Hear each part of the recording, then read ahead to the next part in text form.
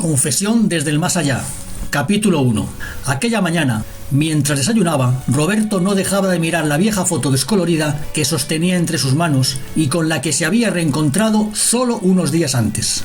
Allí estaban sus tres amigos de la infancia, sentados de espaldas a la casa que sus abuelos tenían en el pueblo. El primero por la izquierda era Carlos, el motivo de su tristeza y melancolía en aquellos momentos. A su lado estaban Ángel y Esteban. Recordó que esa foto se había tomado hacía más de 30 años, la última vez que habían estado todos juntos. Esa foto le recordó ese grito que le daba con frecuencia a su madre. Vamos, D'Artagnan, acaba ya de desayunar, que tienes a tus tres mosqueperros esperando. Aparte de su inseparable amistad, había otra poderosa razón para estar siempre juntos. Los cuatro eran hijos únicos y no tenían hermanos con los que jugar.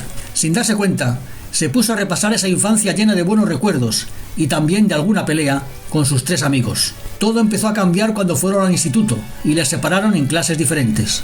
Aún así, compartían a diario los viajes de ida y vuelta en autobús, los recreos y los fines de semana. El hecho diferencial para romper, o al menos atenuar su amistad, fue la irrupción de las chicas en escena. Ángel y Esteban empezaron a ennoviarse, como se decía entonces. Las quedadas de amigos fueron cada vez menos frecuentes y se volvieron diferentes al venir las novias de Ángel y Esteban. Carlos y él empezaron a quedarse solos y a dar largos paseos en los que les gustaba filosofar sobre cosas trascendentes. En la universidad ya fueron muy esporádicas las ocasiones en las que lograron quedar los cuatro para pasar algún rato juntos. Pese a todo, siempre quedaba el fin de semana, al inicio del verano, en el que él les invitaba a la casa del pueblo de sus abuelos. En esos 2 días se bañaban en el río, jugaban a las cartas y sobre todo hablaban y se reían mucho. En los atardeceres, cuando ya no calentaba el sol, jugaban al balón en la pradera de enfrente de la casa y también al tenis, con las viejas raquetas y una red plegable muy destartalada. Comían en la tasca del pueblo y se dedicaban a admirar de reojo el cuerpo de Nines, la hija de la cocinera, cuando se inclinaba sobre la mesa para ponerle los platos o servirles la comida. La última vez que estuvieron los cuatro juntos fue en uno de esos fines de semana, más de 30 años atrás, cuando él les contó, durante la comida del domingo en la tasca, que se iba al extranjero a trabajar y seguir estudiando. Tras tomar el café, Ángel y Esteban se despidieron apresuradamente y cogieron el coche porque habían quedado en Madrid con sus novias. Bueno, supongo que nos seguiremos viendo. Y un corto abrazo había sido su último contacto físico con ellos.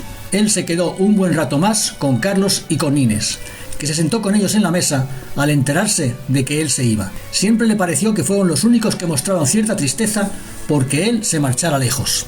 Desde aquella despedida, él solo había vuelto a España 1 o 2 veces al año para visitar a sus padres. Eran estos los que con más frecuencia viajaban para verle. El contacto con sus amigos se empezó a reducir a alguna carta que se escribieron y a las consabidas felicitaciones navideñas que acabaron convirtiéndose en pura rutina y desapareciendo con la llegada de los móviles y del WhatsApp. Realmente fueron sus padres, en sus visitas, los que le mantuvieron al tanto de la vida de sus amigos, ya que se los encontraban con frecuencia por el barrio.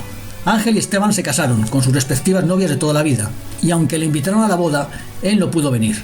Luego también supo que habían tenido cada uno la parejita, y que Ángel había acabado separándose de su mujer.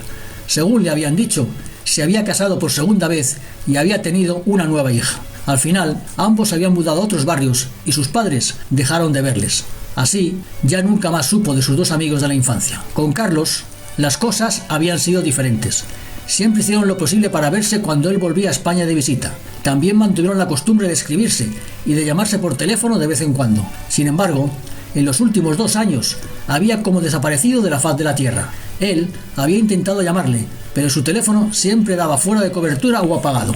Preguntó a sus padres si le habían visto y ellos le dijeron lo mismo, que habían dejado de verle por el barrio. En esos 2 años, cada vez que vino de visita a España, trató de averiguar algo sobre él, pero sin resultado, hasta solo hacía 2 semanas, cuando supo de nuevo algo sobre él. Roberto acabó de desayunar y de repasar su relación con sus 3 amigos.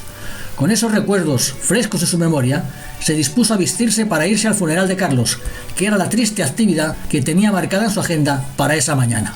En ese momento, entró en la cocina su mujer, y en alemán, que era la lengua con la que se comunicaban, le dijo: Se te va a hacer tarde.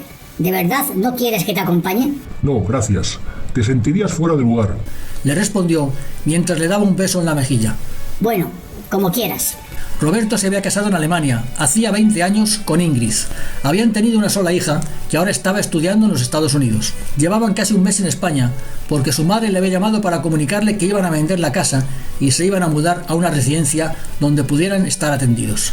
Tras un interrogatorio telefónico para averiguar el porqué de esa inesperada decisión, su madre le confesó que a su padre le habían detectado un Alzheimer en estado inicial y que era lo mejor para afrontar lo que serían sus últimos años de vida. Tras consultarlo con Ingrid, habían juntado días de vacaciones y habían cogido un avión. Llevaban ya casi un mes ayudando a sus padres a vender la casa, a arreglar papeles y a realizar la mudanza a su nueva residencia. Hacía unos días, había cogido el viejo coche de su padre y se había ido al pueblo con Ingrid. Llevaba casi 20 años sin ir por allí. Encontró todo muy cambiado. Necesitaban poner en venta la casa del pueblo porque ya no se iba a utilizar. Se le ocurrió ir a la tasca del pueblo para ver si allí podía encontrar a alguien que le ayudase a gestionar la venta. Se encontró que habían construido un moderno restaurante y una bonita casa rural. Cuando estaban a punto de entrar al restaurante, oyó una voz de mujer que le llamaba a gritos. ¡Roberto! ¿Eres tú? ¡No me lo puedo creer!, ¡Nines!, dijo él con mucha alegría. Parece que ambos nos conservamos bien para ser capaces de reconocernos después de tantos años, le dijo Nines, al tiempo que Ingrid carraspeaba para hacerse notar y que la presentara. Ah, te presento. Ella es Ingrid, mi mujer. Encantada. Yo soy Nines. Hizo una pausa, como no sabiendo qué decir que era. Una amiga de la infancia, puntualizó Roberto. Se notó que esa manera de presentarla le agradó. ¿Qué os trae por aquí?, le dijo Nines, mientras les invitaba a pasar y seguía hablándoles. Hace años que no veo a tus padres por el pueblo, y su casa siempre está cerrada. Precisamente, ese es el motivo de nuestra visita, le respondió Roberto. ¿No les habrá pasado algo?, dijo ella. No, pero ya no están en condiciones de venir por el pueblo, le respondió. Bueno, es normal. Todos vamos cumpliendo años, dijo Nines, y para sorpresa, tanto de Roberto como de su mujer, añadió. Estos 2 últimos años nos hemos acordado y hablado mucho de ti. ¿De veras? ¿Con quién has hablado de mí? Con el pobre de Carlos. Es una larga historia. Si me aceptáis que os invite a comer, os la contaré. Ingrid estaba un poco en fuera de juego, pero pudo relacionar a ese Carlos con el amigo de la infancia del que había oído hablar muchas veces, aunque no le conociera en persona. Sabía que su marido había perdido el contacto con él en los 2 últimos años, justo el mismo periodo de tiempo que acababa de mencionar aquella amiga de la infancia de su marido, como él mismo había dicho, bastante atractiva para su edad y que les estaba invitando a comer. Seguramente, en su cabeza, se empezarán a fraguar extrañas elucubraciones sobre el nivel de relación que ella y su marido podrían haber tenido en su infancia. En esa comida, Roberto supo, por fin, qué había sido de la vida de Carlos en los últimos 2 años. Nines les dijo que había aparecido un día por sorpresa, igual que ellos ahora, y que le había pedido alquilar una de las habitaciones de la casa rural para él y su marido para una larga estancia. Cuando Roberto oyó la palabra marido, le dio un vuelco el corazón. No fue porque no aceptase ese tipo de relación, sino porque hasta ese momento desconocía que su amigo fuera gay. Pensó que eso era algo que Carlos debería haberle contado en alguna de sus conversaciones juveniles o telefónicas, o cuando se habían visto en alguno de sus viajes a España. También se recriminó el que él no hubiera sido capaz de averiguarlo por sí mismo. Ingrid asistió como una convidada de piedra a la conversación, pero fue enganchándose a la historia que Nines les estaba contando. Roberto también se enteró al mismo tiempo que a Carlos le habían detectado una enfermedad terminal y que le habían dado solo unos meses de vida. Él había decidido pasarlos, por extraño que pudiera parecer, en ese pueblo. Al final, habían sido casi 2 años, que habían acabado hacía solo 2 semanas, cuando Carlos había muerto.